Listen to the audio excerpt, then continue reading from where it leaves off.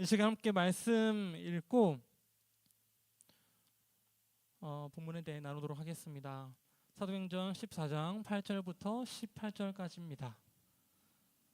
저 먼저 읽고 그 다음에 여러분 읽고 번갈아 가면서 읽겠습니다. 루스드라에 발을 쓰지 못하는 한 사람이 앉아 있는데 나면서 걷지 못하게 되어 걸어본 적이 없는지라.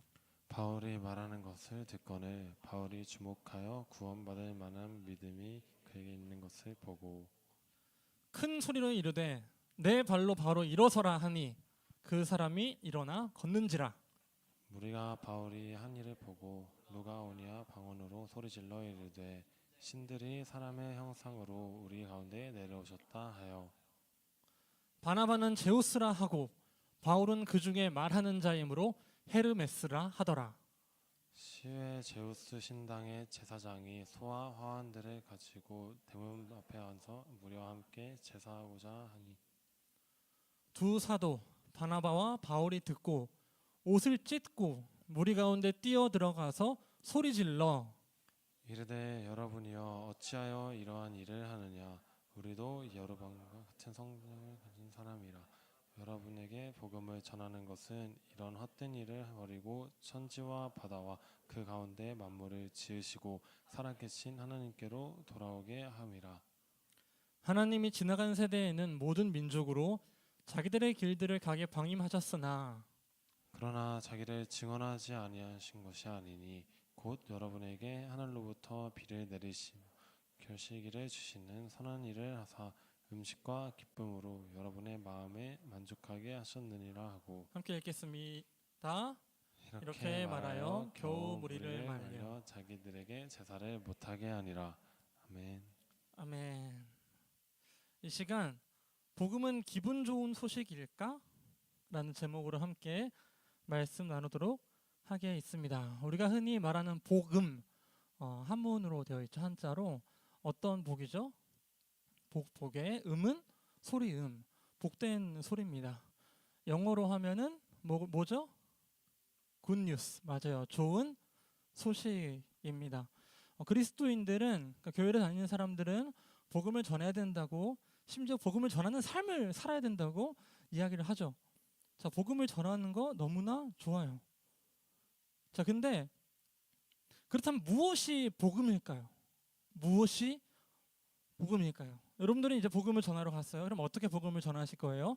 성경에는 그 복음을 전할 때 대체로 거치게 요약하면 이렇게 돼요. 예수님과 관련된 이야기예요. 결국 하나님 인간의 몸을 입고 이 땅에 오셨습니다. 그리고 그 예수님께서 우리 인간들의 죄를 대신 짊어지고 어린 양처럼 십자가에 올라가셔서 죽으셨어요. 그리고 사망의 권세, 그러니까 죽음 가운데 있지 않고 그 죽음을 이기고 부활하셨어요. 부활하신 다음에는 하늘에 오르사 우리에게 성령을 보내주셔서 우리 가운데에 거하기로 하셨죠. 이것이 복음인 이유는, 이것이 왜 굿 뉴스냐면은 우리는 이제 예수님이 그 죽음을 딛고 일어섰던 것처럼 우리는 그 어떠한 것에도 얽매여 있지 않고 심지어 죽음의 권세마저도 이기며 살아갈 수 있다는 것을 알게 되기 때문이에요. 이것이 어떻게 가능하다? 우리 안에 보내주신 그 예수 그리스도의 영, 그 성령을 통하여 예수가 우리와 함께 하기 때문에 우리는 이제 예수와 함께 더불어 살면서 예수님이 누리는 권세를 우리도 누리게 되는 거죠. 그래서 이게 복음이에요. 이게 굿 뉴스예요. 자, 그래서 지금 이 굿 뉴스를 전달하는 삶이 너무나 중요하다고 교회는 끊임없이 얘기하는 거죠. 성경에도 보면은 신약 성경에 특히나 사람들은, 사도들은, 제자들은 복음을 전하며 살아갑니다. 근데 복음을 전할 때 그냥 말만 하지 않고 같이 하는 게 있어요. 뭘 하냐면 실제적인 일을 해요. 그러니까 기적을 일으켜요. 그래서 기적을 일으키는 거예요. 그럼 기적을 일으킨다는 건 뭐예요? 실제 그 자유로움이 어떻게 구현되는지를 보여주는 거예요. 자, 오늘 14장 8절에도 등장하죠. 그 기적이. 함께 읽어볼까요? 시작. 루스드라에 발을 쓰지 못하는 한 사람이 앉아 있는데 나면서 걷지 못하게 되어 걸어본 적이 없는 자라. 지금 이 루스드라라는 지역에 한 사람이 있는데 나면서부터 걷지 못했어요. 그래서 걸어본 기억이 단 한 번도 없는 사람이에요. 자, 이 본문을 지금 보니까 어디가 생각나지 않으세요? 2주 전에 베드로와 요한이 성전 미문에 들어갈 때 거기에 앉아있던 사람도 동일해요. 그러니까 지금 동일한 상황인데 사람만 바뀌었어요. 그때는 베드로와 요한이고 지금은 바울과 바나바예요. 근데 하는 일은 동일하다 그랬어요. 무엇이냐면 이제 진짜 치유가 일어났다. 모든 것이 원상 복귀된다. 아니 원래 그 하나님의 아름다운 뜻대로 회복된다. 제가 아까 그 죽음의 권세조차 넘어갈 수 있다고 그랬잖아요. 그러니까 이 아픈 사람, 병든 사람, 힘든 사람들에게 찾아가서 얘기하는 거죠. 너가 평생 동안 경험해보지 못했던 그 장애마저도 극복할 수가 있어. 예수님이 죽으시고 부활하셨다는 것은, 복음이라는 것은 그렇게 실제적인 효력이 있어.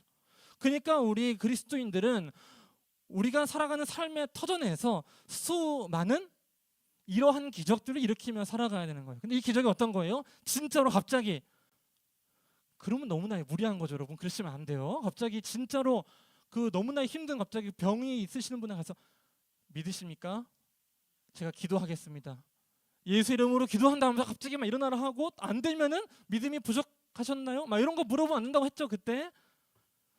그러니까 뭐냐면 우리는 우리의 각자의 그 삶의 자리에서 이 세계의 깨진 부분들을 발견하게 됩니다. 이 세계가 왜 이렇게 아프게 됐지? 이 세계가 왜 이렇게 비참해졌지? 왜 우리의 삶의 터전이 이렇게 망가졌지 하는 것들을 발견하게 됩니다. 그 발견한 것들을 치유해가는 삶, 그 발견한 것들을 원래 하나님이 보시기에 주었더라라고 하는 그 원형이 뭔지를 고민해가고 그것들을 고쳐가는 것이 우리 그리스도인의 삶이겠죠. 자, 여러분들이 살아가는 삶의 터전들이 있을 거예요. 쉽게 말하면은 학교와 직장과 가정과 이런 공간들이 있을 것이고, 또 그 외에는 여러분들이 갖고 있는 직업적인 그런 특성들 안에서 만나게 될 새로운 터전이 있겠죠. 그 가운데에서 여러분들이 어떻게 일그러진 세계를 그 하나님이 보시기에 좋았더라 라고는 그 상태로 회복해 갈지를 고민해 가시는 게 여러분들의 역할, 그리스도의 역할이에요. 그럼 저는 그걸 위해서 끊임없이 도전하고 문제 제기를 하는 거죠. 우리는 어떤 세계를 꿈꿔야만 하는가? 그리고 이 세계에는 어떤 것이 과연 진정 굿뉴스, 좋은 소식일까? 근데 오늘의 말씀 제목을 보면은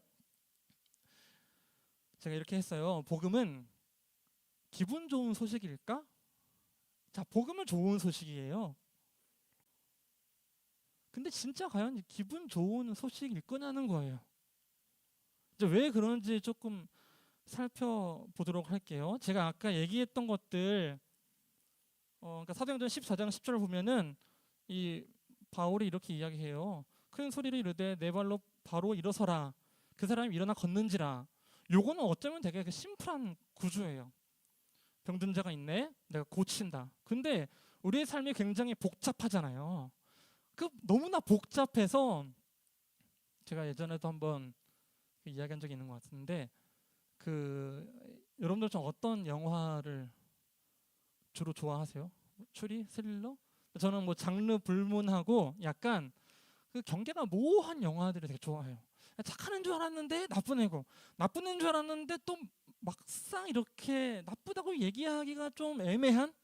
그러니까 예를 들어서 그 아이언맨 어벤져스 시리즈에서도 확실한 빌런과 싸우는 것보다는 그 아이언맨과 누구예요? 아이언맨이랑 누가 싸워요? 캡틴 아메리카랑 싸워요. 둘이 이제 그 가치관, 그 여러 가지 의견의 차이로. 그러니까 뭔가 둘 다 말이 맞는 거예요, 사실. 그러니까 이게 뭘 얘기하죠? 현대 사회에는 기고 아니고로 확실하게 딱 얘기하기 어려운 것들이 진짜 많다는 거예요.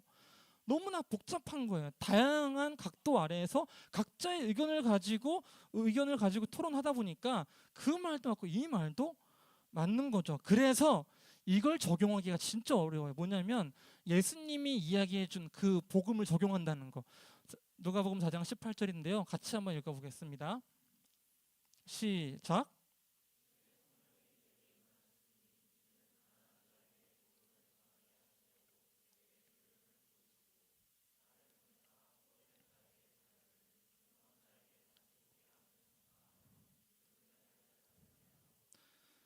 여기 보면은 주의 성령이 임해서 예수님은 가난한 자에게 복음을 전하게 하려고 기름을 부음 받으시고 이제 이렇게 얘기해요. 이게 이제 우리의 역할인데, 포로된 자에게 자유를, 눈먼 자에게 다시 보게 함을, 눌린 자를 자유롭게 하고, 요거인데 이거를 실제로 적용한다는 게 참 어렵다는 거죠. 그런 의미에서 오늘은 좀 대표적으로 이 본문을 보면서 우리의 그 관계 안에서, 우리가 살아가는 세계 안에서 적어도 이 정도의 복음은 전해볼 수 있지 않을까? 복음을 전한다는 건 이런 것이다 하는 기준을 하나 세워보려고 하는데요. 그게 바로 복음은 좋은 소식이지만 좋은 소식은 아니라는 이 문장에서 출발을 해보려고 해요.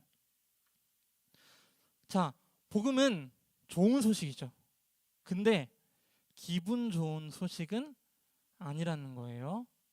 사도행전 우리 14장을 쭉 읽다 보면은 지금 걷지 못한 사람을 일으켰잖아요. 그렇죠? 일으켰는데 이 기적을 일으키자마자 그 기적을 본 사람들의 반응이 너무나 놀라워요. 14장 11절입니다. 같이 읽어보겠습니다. 시작.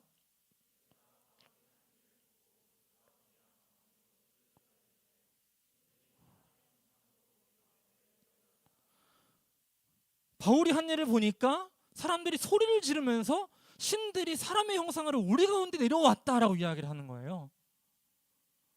신들이 내려왔다고요. 바울이 지금 신이라는 거예요. 이어서 12절 시작. 바나바는 제우스라 하고 바울은 그 중에 말하는 자이므로 헤르메스라 하더라. 지금 바울과 바나바를 보면서 그 루스드라에 있던 사람들이 제우스다, 헤르메스다 하고 외치는 거죠. 그 당시 헬라 세계관에서, 우리 그리스 로마 신화에서 그 본 제우스와 헤르메스라고 착각을 하게 된 거예요. 그 다음에는 더 놀라운 상황이 벌어지는데, 우리가 읽은 것처럼 바울과 바나바를 향해서 갑자기 제사장이 소를 가지고 와서 제사를 지내려고 해요. 뭐예요? 공경하려고, 그 대우를 해주려고 그러는 거예요. 자, 근데 왜 이러는 걸까요? 되게 재밌는 게, 그 2000년 전에, 한 기원전 40년 정도에 그 오비디우스라는 사람이 있습니다. 오비디우스의 그 변신이라는 책을 보면은 그 일부 이야기에 이 이야기가 진짜 들어가 있어요. 뭐냐면 제우스와 헤르메스가 루스드라라는 그 지역에 갔던 이야기가 적혀 있는 거예요. 근데 거기에 어떤 이야기가 적혀 있냐면, 거기 가서 그 임했는데 사람들이 알지 못하고 유일하게 딱 두 사람만 그 제우스와 이걸 알아본 거예요. 헤르메스를. 그러니까 그 사람들만 겨우 문제 없이 지나갈 수 있었던 거예요. 알아보고 경배했으니까.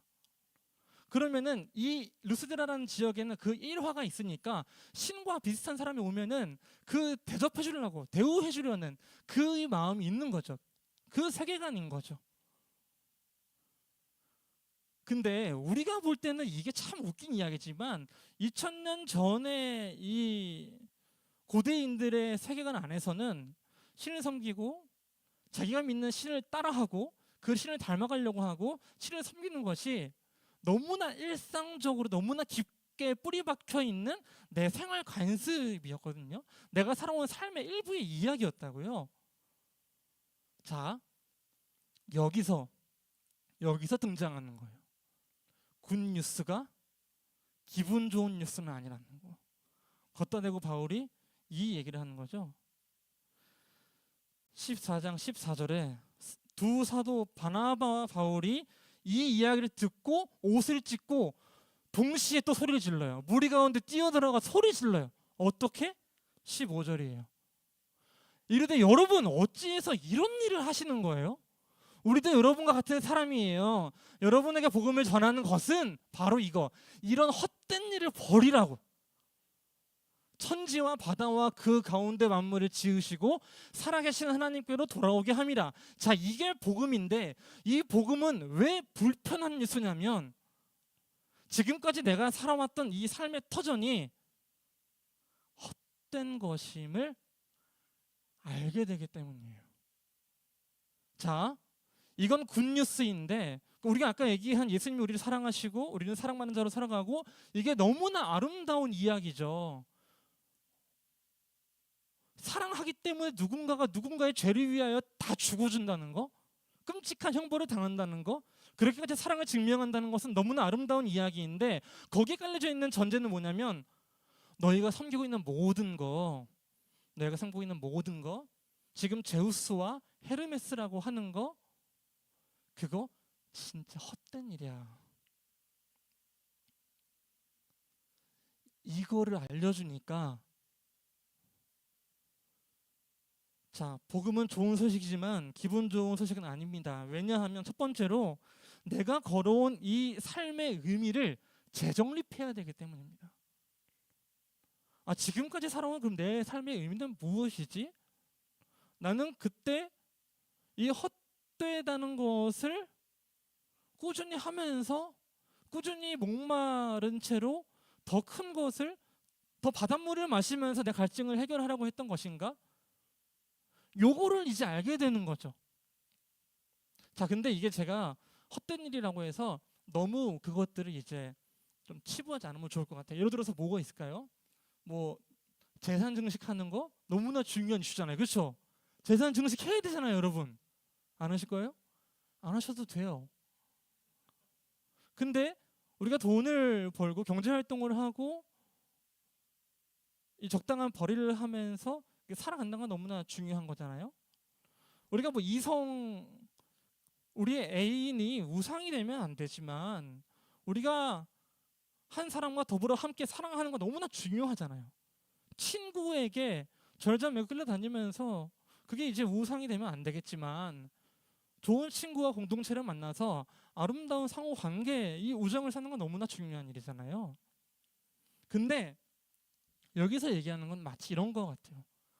제가 지난 2주간 제가 올해 정말로 건강했거든요. 한 번 잘 피곤하지 않아요. 체력이 꽤 좋은데 2주간 육아를 하면서 구내염이 생겼어요. 6시부터 이제 한 11시까지 6 to 11의 그 삶이거든요. 한결이 6시에 일어나서 9시에 자는데 저는 이제 육퇴를 하려면 11시에 자야 돼요. 11시에 자면 또 이렇게 6시에 한결이가 이렇게 코 찌르면서 제 코를 막 쑤셔요. 이렇게 막 안 일어나면.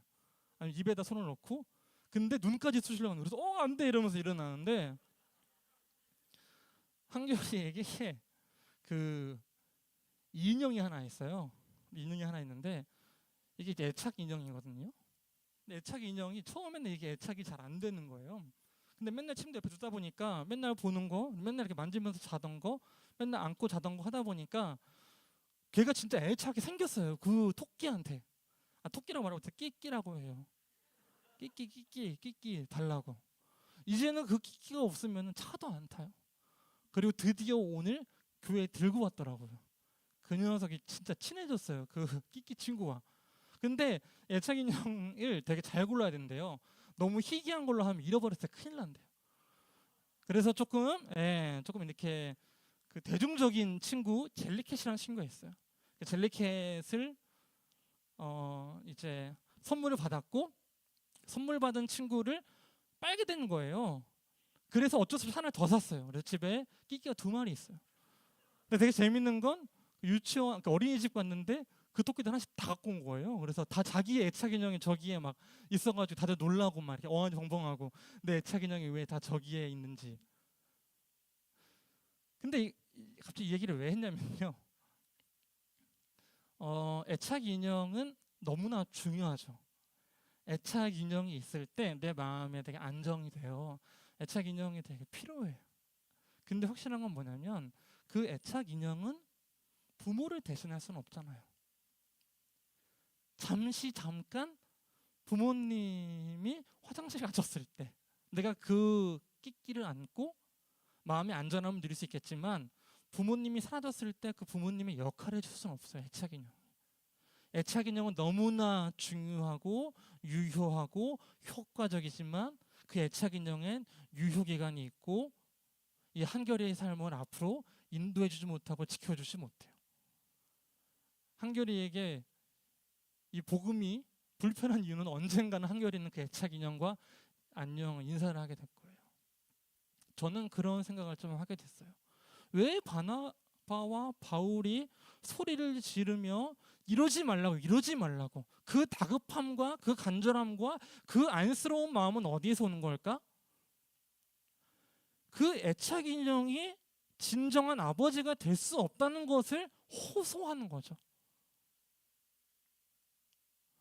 왜 창조주이신 하나님을 믿으면서 그 인도하심을 따라가야지 왜 자꾸 이 땅 가운데에서 결국은 유효한 언젠간 그 사라져 없어질 것들을 마치 영원한 것처럼 손에 쥐고 살려고 하느냐. 우리도 똑같은 인간입니다. 신은 없습니다. 그러니까 우리가 제우스가 아니고 헤르메스가 아니오가 아니라 제우스와 헤르메스라는 그 세계관이 유효하지 않다고 절절하게 호소하는 거죠. 그래서 특별히 여기에서는 하나님을 설명할 때 하나님은 창조주이십니다. 무슨 말이에요? 여러분들이 얘기하는 루스드라 사람들이 이야기하는 제우스와 헤르메스도 창조된 것들 뿐입니다라고 이야기를 하는 거예요. 자, 그러면 여러분 우리가 복음을 전하며 살아간다는 것은 이 땅 가운데 수많은 사람들이 마치 이것이 영원한 것이에요? 이것이 정말 유효한 것이에요? 이것이 우리의 아버지이고 이것이 우리의 참된 어머니입니다라고 이야기할 때 안타깝게도 그거는 애착 인형이야. 애착 인형 지금 마음 가슴에 끌어안았을 때 너무나 따뜻함을 느끼고 너무나 안전함을 느끼고 오늘 밤 잠이 잘 올 수 있겠지만 그 애착 인형은 결국 언젠가 너를 지켜주지 못한다는 걸 알려줄 수밖에 없다는 거죠. 그래서 이걸 알려주는 건 너무나 간절한 마음이지만 한편으로는 그래서 이 이야기를 듣는 사람에겐 불편한 이야기가 되겠죠. 기분 좋은 소식은 아니겠죠. 그래서 이 굿뉴스는 굿뉴스지만 기분 좋은 소식은 아니게 됩니다. 자, 두 번째로 이 좋은 소식이 기분 좋은 소식이 또 아닌 이유는 뭐냐면 이걸 들은 사람들 심지어 우리마저도 그 반응을 견디기가 어려워요. 왜냐하면 이거거든요. 아, 이것이 애착 인형이었다고? 이거를 알게 되는 순간 지금까지 나는 이 애착 인형이 우리 부모님인 줄 알고 내가 먹는 복숭아도 같이 나눠주고 뭐도 했는데 지금까지 먹은 줄 알았는데 먹은 게 아닌 거예요. 사실은 복숭아 주자 해서 복숭아 줬는데 다 그냥 먹는 척 했던 거예요. 그냥 엄마 아빠가 거짓말 친 거예요. 사실은 내가 그러니까 한결이한테 제가 사실 시켜요. 우리 토끼도 한번 같이 이 닦을까 하면 토끼 막 이게 먼저 닦이거든요. 토끼도 이 다 닦았네. 한결이도 이 닦자. 자기는 안 닦는데 자기 닦기만 한대. 그러니까 사실 뭐 이거는 지금 좋은 그런 또 추억이 될 수 있겠지만 내가 정말로 부모님처럼 생각했던 것이 아쉽게도 애착 인형이었구나. 너무나 감사하지만 그러면 내가 지금까지 걸어왔던 그 삶들을 다시 받아들여야 되는 거죠. 이 당혹스러움이 있는 거예요. 무엇이냐면은 아까 예수님이 얘기한 거 있잖아요. 가난한 자에게 복음을 전하게 하시려고 요거 포로된 자에게 자유를 주시려고. 그러면 이 자유를 맛보기 위해선 내가 포로된 자였구나라는 것을 인식하는 게 필요하기 때문이죠. 그래서 이 굿뉴스는 굿뉴스가 되기까지 우리에게 굿뉴스로 여겨지기까지 사실은 굿뉴스가 아니라 사실은 배드뉴스의 가능성이 굉장히 커지는 거죠. 내가 포로된 자였구나. 내가 눈먼 자였구나. 자, 그래서 이 사도들이 복음을 전하러 갈 때 그 복음을 듣는 사람들의 반응이 놀라워요. 이렇습니다. 사도행전 14장 2절, 그 전으로 돌아가 볼게요. 어떤 유대인들은 이 복음을 듣자 순종하지 아니하는 유대인들이 다 같이 읽겠습니다. 이방인들 시작.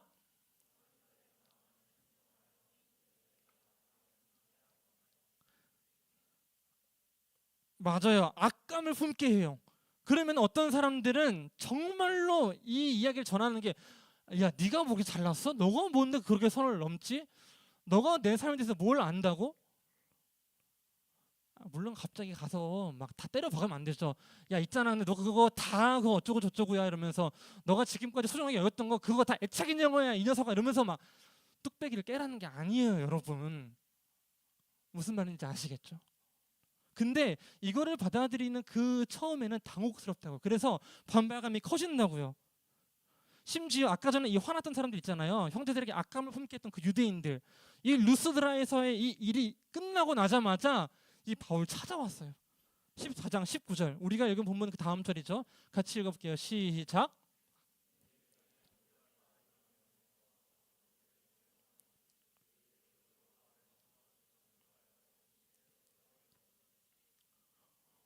화가 나니까 이 제자들을 막 돌로 치고 싶은 마음이 있는 거예요. 자, 우리가 복음을 전하는 자로 사랑받은 자로서 사랑을 전하면 살아간다. 이 땅 가운데서 내 삶의 영역에서. 그러면은 이거 진짜 쉽지 않은 일이에요. 내가 그리스도인으로서 되게 억울한 게 뭐냐면요, 우리가 더 좋은 가치, 고상한 그 이상을 품고 살아가면 그렇지 않은 사람보다 걸리는 게 더 많아요. 내가 평소에 매일 욕하는 사람은 내일 욕해도 돼요. 근데 내가 매일 사랑의 말을 하고 있다면 내일 욕했을 때, 봐봐 너도 결국 똑같네, 너도 결국 욕하잖아, 너도 다를 바가 없네, 이 얘기를 듣거든요. 그러니까 우리한테는 그리스도인의 정체성이 사실은 이 세상 가운데 살아갈 때 굉장히 우리를 얽매이게 하는 경우가 굉장히 많은 거죠. 너가 그렇게 맨날 얘기하는 그 고상한 가치 있잖아, 그거 계속 얘기해봐.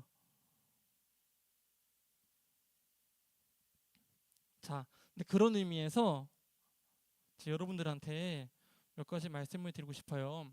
이 좋은 소식을 전달할 때 좋지 않은 소식으로 받아들이는 이 세상을 반드시 마주하게 되는데, 그때 여러분, 너 진짜 나 사랑해? 그러면 한 번만 맞아줘.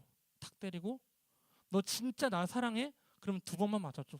두 번 맞고, 세 대 맞고, 네 대 맞고, 그렇게 맞고만 계시지 마시고 이렇게 대응을 해보세요. 사도행전 14장 6절입니다. 시작. 루스드라와 더베와 그 근방으로 가서. 자, 여러분, 도망가도 돼요. 그러니까 보통 우리가 생각하는 그 사랑들 있잖아요. 그냥 너가 내 뺨을 때렸어? 다른 쪽 뺨도 돌려대고, 이게 그저 그리스도인의 사랑, 그리스도인의 사랑의 전략, 복음을 전하는 전략이라고 생각하시면은, 여러분, 그것도 있는데 이것도 있다는 걸 알려드리고 싶어요. 사도행전에 등장하는, 심지어 예수님도 보시면은 예수님이 정말 죽어야 할 때 죽으시거든요. 그 전에는 절대 안 죽으세요. 무리가 모이기 전에 도망가세요. 피하세요. 그냥 맞고만 계시면 안 돼요. 사랑을 전할 때, 사랑받은 자로서 살아가실 때 여러분들은 그 마음의 힘을 키우고 그저 맞고 있으시면 안 되는 거예요. 진짜 마음을 선동하여 형제들에게 악감을 품게 하는 사람이 있다면 여러분들 도망갈 줄도 알아야 돼요. 그리고 또 이것도 필요해요. 사도행전 13장 51절입니다. 같이 읽어볼까요? 시작.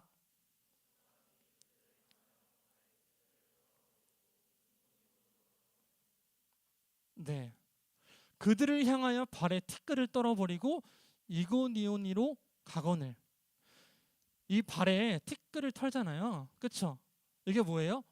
나와 상관이 이제 없다는 뜻이에요. 너네 나와 상관이 없어. 근데 이거를 누가 알려줬을까요? 예수님이 알려줬어요. 사실 예수님이 제자들을 이 세상 가운데 파송하시면서 이 모든 것들을 증언하며 살아가라고 이야기하시지만 제자들에게 알려주신 방법 중에 하나예요. 정말로 그들이 너희를 박해하고 그들이 너희를 미워하고 그들이 너희를 문전막대한다면 거기서 발 털고 나와라. 자, 여러분들이 삶의 현장에서 우리 그리스도인들은 반드시 불편한 복음을 외치는 사람들이어야 돼요. 이 세계에는, 우리가 살아가는 삶의 현장에는 수많은 깨진 유리창들이 있고 수많은 왜곡된 관계들이 있고 수없이 좌절시킬 수밖에 없는 구조가 있지만 그 구조들 속에서, 그 깨진 유리창 사이에서 어떻게 회복할지를 끊임없이 얘기하면서 선지자적인 마음으로 예언을 하면서 살아가야 돼요. 근데 그러다 보면은 그것들을 불편하게 여기는 사람들이 반드시 있다고요. 그러한 세계와 마주하게 될 거라고요. 자, 우리는 관계에 어려움이 생기면은 무엇이 지혜입니까? 오늘날에 손절하는 것이 지혜이죠. 적당한 관계의 텐션을 유지하면서 아닌 건 잘라내는 게 지혜인 거예요. 그 손절 문화 가운데 이 끊임없는 관계의 단절이 이어지는 것이 지혜가 아닐 수도 있다는 걸 얘기해 줘야 돼요. 지혜가 아니라고 이야기를 해줘야 돼요. 진짜 사랑이 뭔지를 이야기해 줘야 돼요. 근데 그러면 위기가 생긴다고요. 뭐라고요? 너가 사랑 보여줘. 네 잘났으니까 너가 여기 사랑 다 해. 너가 잘났으니까 너가 저거 다 해. 너가 굳은 일 다 해. 하라고. 그러면 어떻게 하라고요? 도망가라고요. 안녕, 그건 싫은데 이러면서. 그러니까 갑자기 살기가 어려워졌어요. 뭐냐면 이 두 가지 간극이 있어요. 정말 우리는 이상과 그 진리와 예수님의 사랑과 그 회복을 외치며 살아가지만 우리한테 그 이상을 들이밀면서 이상이 아니면 죽음을 요구할 때 여러분 끝까지 살아남으셔야 된다고요. 제자들은 끝까지 살아남으면서 그 복음의 증거를 끊임없이 나간다고요. 때로는 도망치고 때로는 돌로 맞지만 끝내는 살아남아요. 죽지 않아요. 진짜 그 예수님이 이끄시는 그 곳까지 반드시 갑니다. 여러분, 말씀을 맺을게요. 예수님이 그래서 제자들에게 이 이야기를 하세요. 제가 여러분들한테서 꼭 해드리고 싶은 이야기인데 같이 읽어보겠습니다. 시작. 보라, 내가 너희를 보냄이 양을 이리 가운데로 보냄과 같도다. 그러므로 너희는 뱀같이 지혜롭고 비둘기같이 순결하라. 다시 읽어보겠습니다. 시작. 보라, 내가 너희를 보냄이 양을 이리 가운데로 보냄과 같도다. 그러므로 너희는 뱀같이 지혜롭고 비둘기같이 순결하라. 여러분, 그리스도인으로서 이 땅에 그 하나님의 사랑을, 그리고 그 정의를, 그리고 놀라운 그 복음을 증거하는 삶을 살아가시되 정말로 뱀처럼 지혜로우시길 소망하시고 그것을 이뤄가세요. 그리고 동시에 그 복음과 진리, 복음과 그 사랑과 정의가, 그 예수님의 이야기가 너무나 아름답고 놀랍다는 그 사실 감격을 잃어버리지 않는 순결함이 있으시길 또 추구하시고 기도해 가셨으면 좋겠어요.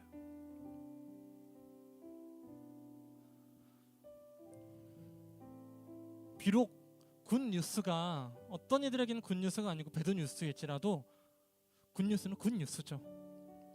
왜요?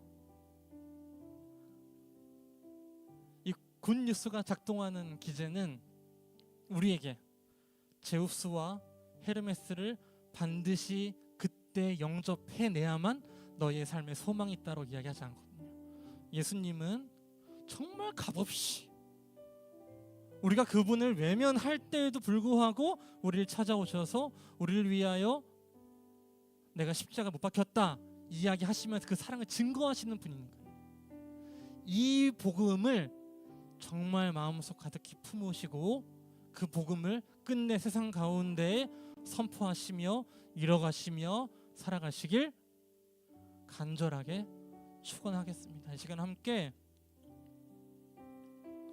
내가 주인 삼원이라는 찬양 고백할 건데요.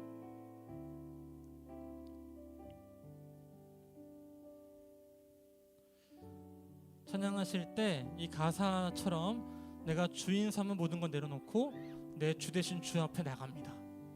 내가 너무나 사랑하는 애착 인형이지만 이 애착 인형 내려놓고 진정한 아버지께로 나아갑니다. 그러면은 애착 인형 내려놓을 때 굉장히 아쉽거든요.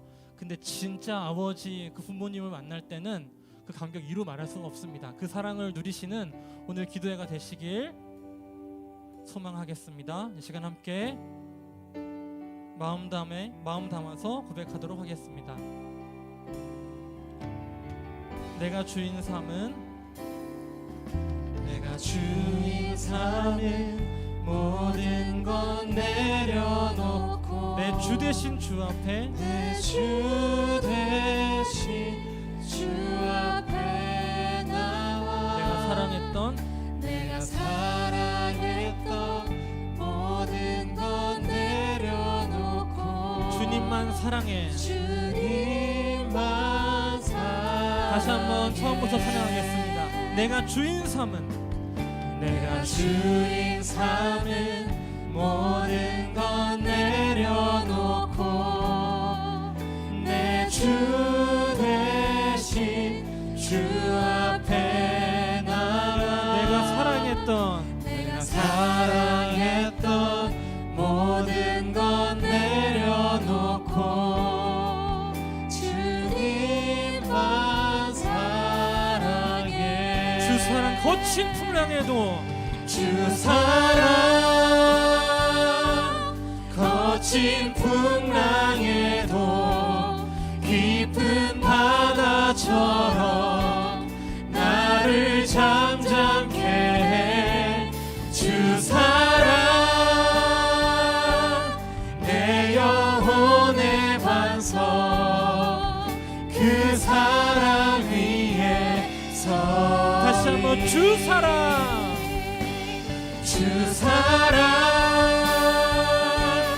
거친 풍랑에도 깊은 바다처럼 나를 잠잠케 해. 주 사랑 내 영혼의 반석 그 사랑 위에 서리.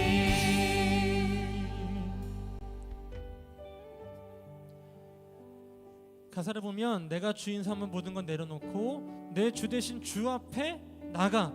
내가 사랑했던 모든 건 내려놓고 주님만 사랑해라고 이야기를 하는데요. 여러분이 사랑했던 모든 것이 이 모든 것에 좀 어떤 것들이 있었는지 여쭤보고 싶네요. 여러분들이 사랑했던 모든 것들, 여러분들이 목숨 걸었던, 목숨까지 걸지 않았지만 그 목매었던 그 애착 인형들이 있습니까? 여기서 하나 더 말씀드리는 것은 우리 놀라우신 하나님, 사랑의 예수님께서는 너희가 갖고 있는 애착 인형 다 불태우고 나한테 오라고 하지 않으시거든요. 그 삶을 인정하시면서 오히려 이렇게 말씀하실 거예요. 너희가 갖고 있는 애착 인형 그 들고 와. 괜찮아. 갖고 와. 근데 놀라운 건 이 애착 인형에 심취해 있으면은 예수님 앞에 나아갈 생각을 못해요. 그런 의미에서 이 시간 한번 하나님 앞에 우리의 삶을 돌아보면서 이렇게 기도해 봅시다. 하나님, 저에게 애착 인형 이런 것들이 있었어요. 이게 정말로 나의 마음을 안전하게 해서 나의 마음을 풍요롭게 해서 이것만 있으면 되겠다고 생각했던 적이 있습니다. 하나님, 이것들 내려놓고 하나님께 나아갈 수 있게 해주세요. 아직 못 내려놓는다면 그냥 들고 갈 수 있게 해주세요. 중요한 건 하나님 앞에 나아갈 수 있게 해주세요. 하나님 앞에 나아가겠습니다 하는 이 회개와 성찰과 결단의 기도로 이 시간 주여 한번 외치고 하도록 하겠습니다. 기도하겠습니다. 주여,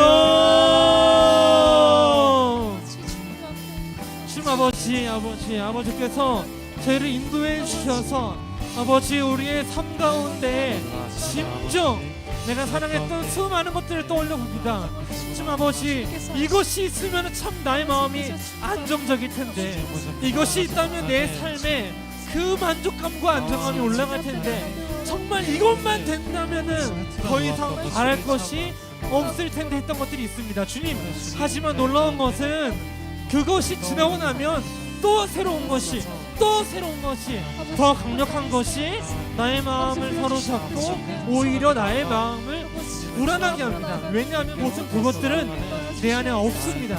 내 안에 없어서 그것들을 갖고 싶어지고 그것들이 없어서 불안해집니다. 하나님, 하지만 하나님께서는 우리 가운데 신정 성령을 보내주셔서 우리 안에 살기로 작정하셨습니다.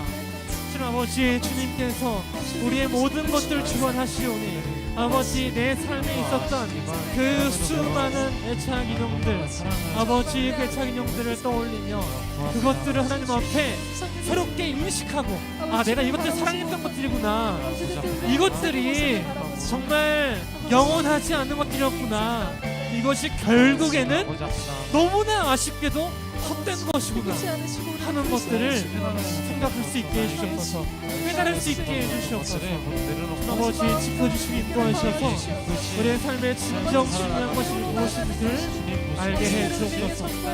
주님 아버지, 주님께서 저희 삶을 인도해 주시오. 아버지, 저희가 그 인도하심을 통하여 놀라운 은혜를 경험하며 하나님께 나아가 경험을 할 수 있게 도와주옵소서. 주님 아버지 우리의 삶이 이끌어주시는 주시옵소서. 아버지 믿습니다. 정말 그 사랑이 이어나가는 우리를 수 있도록 인도하여 주시옵소서. 주님 아버지 주님께 시차의 고백함을 나아갑니다.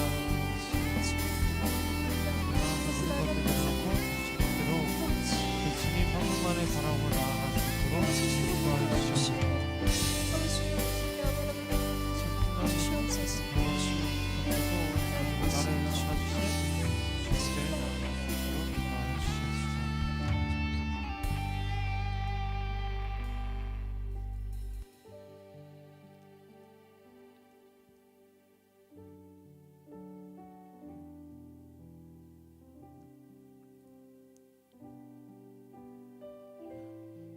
그리스도인들이 이 땅에서 복음을 전하는 사람으로 살아가면서 이 세상의 모습과 정말 다른 것이 있다면 무엇일까?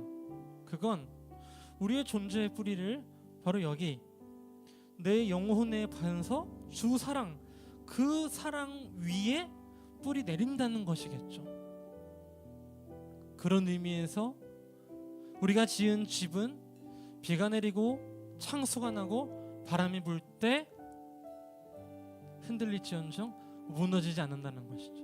아니, 어쩌면 그때 우리는 나는 무너져도 괜찮다, 나는 무너져도 기쁘다 하면서 무너진 상황 속에서도 다시 웃으며 집을 지을 수 있는 힘을 갖게 된다는 것이죠. 우리가 우리의 삶의 자리에서 그리스도인됨을 증거하며 복음을 전하며 살아가는 삶은 바로 이런 모습일 거라 생각해요. 끝까지 참고 참다가 병나는 게 아니라 오히려 단단함을 보여주는 거예요. 그래서 이렇게 이야기 듣는 거죠. 어떻게 당신은 그렇게 좀 사람이 단단할 수가 있냐? 어떻게 그렇게 쉽게 요동하지 않을 수 있냐? 그럼 여러분들은 여유롭게 얘기하시는 거죠. 저도 너무나 힘들고 불안하고 요동쳐요. 근데 이게 다 예수님의 사랑, 놀라운 그 하나님 나라를 꿈꾸며 살아가는 삶이 내 안에 있기 때문이에요 하는 것들을 그때 이야기하는 거죠. 그러면 그때 그 사람들이 궁금해하게 되는 거죠. 그 사랑이 무엇이고 그 하나님 나라가 무엇이고 놀라운 그리스도의 진리가 무엇인지. 여러분들의 삶을 살아갈 때 이 사랑 위에 뿌리 내리고 살아가는 그 단단함과 그 안정감을 경험하시길 소망합니다. 그러기 위해서 이 시간 기도하실 때 하나님, 내가 내 삶 가운데 내 일상 속에서도 하나님의 그 놀라운 사랑 위에 내 존재의 뿌리를 내릴 수 있게 인도해 주옵소서. 무너져도 괜찮다는 마음이 내 마음 가운데 있게 해주시고, 그리고 비바람이 불어도 무너지지 않는다는 확신이 있을 수 있게 인도해 주시옵소서. 다시 한번 주여 한번 외치고 기도하도록 하겠습니다. 기도합시다. 주여, 주님 아버지, 우리가 진정 우리에게 불어오는, 우리의 삶에 불어오는 수많은 바람과 비와 상처와 그 여러 가지 고난들 속에서 그저 무너질까 불안해하며 전전긍긍 살아가는 것이 아니라 그 사랑 위에 뿌리 내린 그 복음의 놀라운 힘을 경험하며 살아갈 수 있게 도와주시옵소서. 주님 아버지, 진정한 우리의 아버지 되시는 그 하나님께 우리의 삶을 의탁하는 것이 얼마나 놀라운 일인지, 우리의 삶을 그 하나님께 기대어 살아가는 것이 얼마나 안정감 있는 것인지를 우리가 경험하며 살아갈 수 있게 도와주시옵소서. 주님께서 우리의 삶을 인도해 주십니다. 주님께서 우리의 삶을 이끌어 주십니다. 주여 도와주시고 인도해 주시고 함께 해 주시옵소서.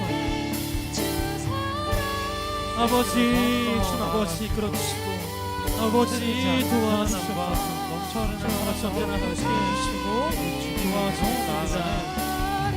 주 사랑 거친 풍랑에도, 주 사랑 거친 풍랑에도 깊은 바다처럼 나를 잠잠케 해. 주 사랑 내 영혼의 반석, 그 사랑 위에 서리.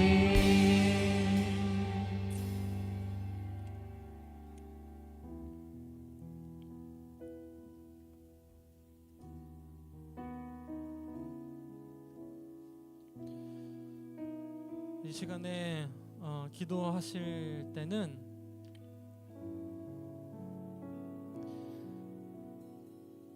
끊임없는 그 사랑의 요구 때문에 힘들어지는 우리의 삶, 우리 마음을 위해 기도하려고 합니다. 사랑을 품은 자로 이 땅에서 복음을 전하며 살아가다 보면은 복음 전하는 사람으로서, 사랑을 품고 사는 사람으로서 사랑을 증명하길 요구받게 되는데요, 그때가 정말로 우리에게 너무나 큰 도전이 되고 너무나 큰 상처가 되는 시간들인 것 같아요. 너가 그리스도인이라면서, 너 사랑한다면서, 그러니까 똑같네, 뭐 별로 다를 거 없네. 근데 어쩌면 이때 우리가 그저 가만히 서서 상처받고 또 뺨을 맞고 그저 그냥 예수님이 그 골고다 언덕에서 하신 것처럼 따라하다가 상처나는 이유는 어쩌면 우리는 한 번에 반드시 예수님처럼 행동해야 한다는 그 생각 때문인 것 같아요. 그러면 우리는 어쩌면 그것도 내려놔야 돼요. 완벽하게 사랑을 행하는 거. 그러면 우리는 이걸 인정할 수 있게 되는 거죠. 나도 사랑을 연습 중이야. 나도 이렇게 실수하면서 사랑 연습해 가고 있어. 이 시간 기도하실 때, 하나님, 제가 지금 사랑을 연습하고 있습니다.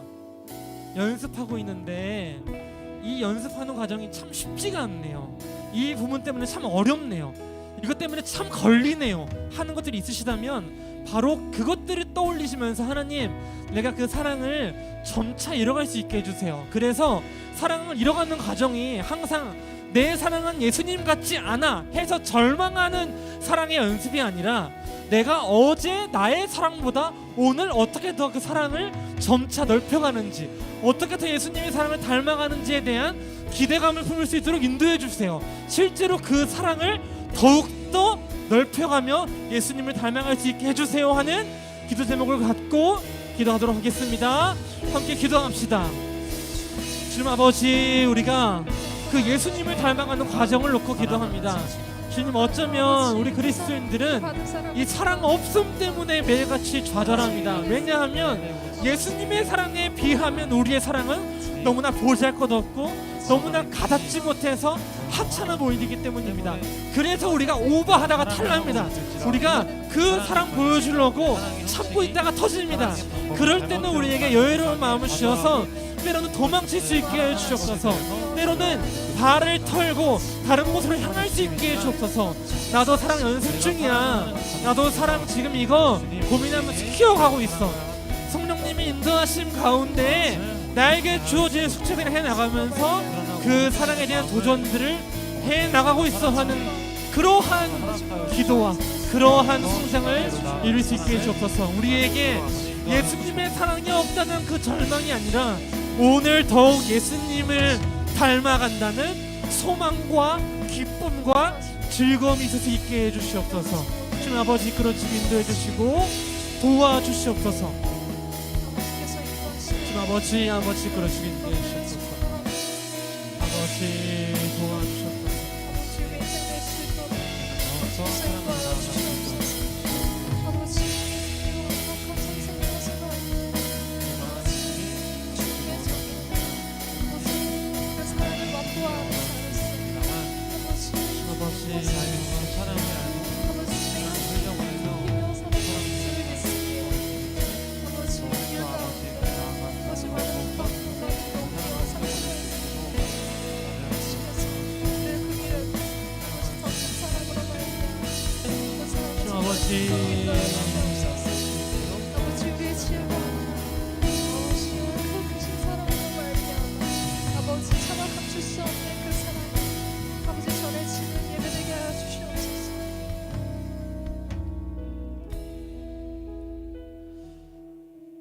우리 마지막으로 찬양한 거 같이 고백하고 제가 기도하고 마무리하려고 하거든요. 이 찬양 고백하면서 우리 그리스도인들은 이 땅 가운데서 어떻게 살아가야 할지 이 가사를 묵상해 보시면 좋을 것 같습니다. 함께 소원 찬양 같이 부르도록 하겠습니다. 삶의 작은 일에도 삶의 작은 일에도 그 마음을 알기 원하네.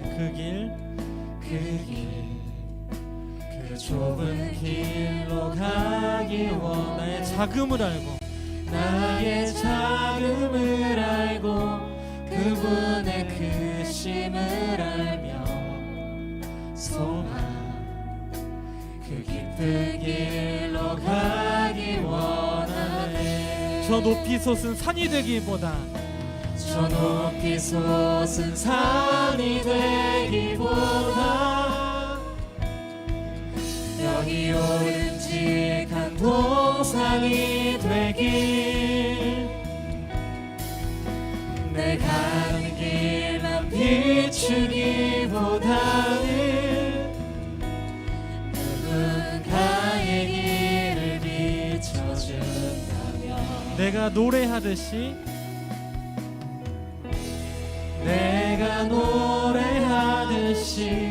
또 내가 얘기하듯이 살길 나 그렇게 죽기 원하네.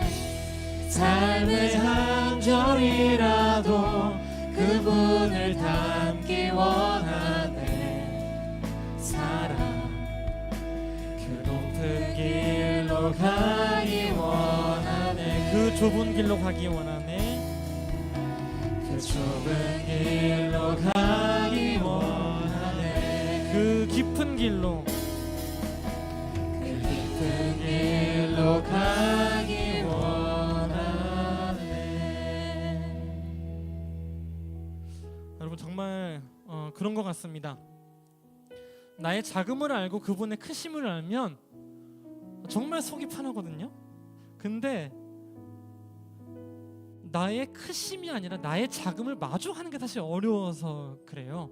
그런 의미에서 우리의 삶을 살아가면서 나의 자금은 확실하게 알고 인정하고 갑시다. 하지만 그분의 크심을 알기 때문에 그 크심에 기대어 살아갑시다. 그리고 여러분 높은 산이 되려고 불안해하지 않으셨으면 좋겠어요. 때로는 어떤 사람들이 나를 높은 산 취급해서 저도 같아요. 내가 교역자라고 내가 너무 높은 산인 척 살아가잖아요. 그러면 제가 못 살아요. 너무 불안해가지고. 저는 높은 산이 아니거든요. 어쩌면 우리는 다 그냥 언덕이 되면 돼요. 언덕이 되면 쉽게 올라올 수 있는.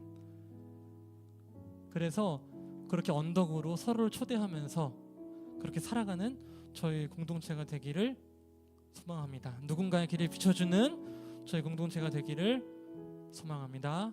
기도하겠습니다. 하나님, 저희가 진정 이 고백했던 것처럼 살아가길 소망합니다. 높이 솟은 산이 돼서 모든 것들을 우러러보는, 그래서 그 압도해서 우리의 말이 힘이 있어지는 그러한 삶을 살아가길 원하는 것보다는 정말로 많은 이들이 올라와서 쉴 수 있는 그런 푸른 초장을 제공해 줄 수 있는 오름직한 동산이 될 수 있게 인도해 주옵소서. 하지만 이 오름직한 동산이 너무나 커져서 어떤 이들에게는 저것이 높은 산처럼 보일 수는 있겠구나 싶은 그러한 이 땅 가운데에 영향력 있게 살아가는 오름직한 동산이 될 수 있게 인도해 주옵소서. 다른 이들의 길을 비춰주는 삶을 살아갈 수 있게 인도해 주옵소서. 예수님 이름으로 기도합니다. 이 시간 예수님께서 가르쳐 주신 기도를 함께 고백하겠습니다. 하늘 계신 우리 아버지여, 이름이 거룩히 여김을 받으시오며 나라의 임하옵시며 뜻이 하늘에서 이루는 것 같이 땅에서도 이루어지이다. 오늘날 우리에게 일용할 양식을 주옵시고 우리가 우리에게 죄진 자를 사하여 준 것 같이 우리 죄를 사하여 주옵시고 우리를 시험에 들게 하지 마옵시고 다만 악에서 구하옵소서. 대개 나라와 권세와 영광이 아버지께 영원히 있사옵나이다. 아멘.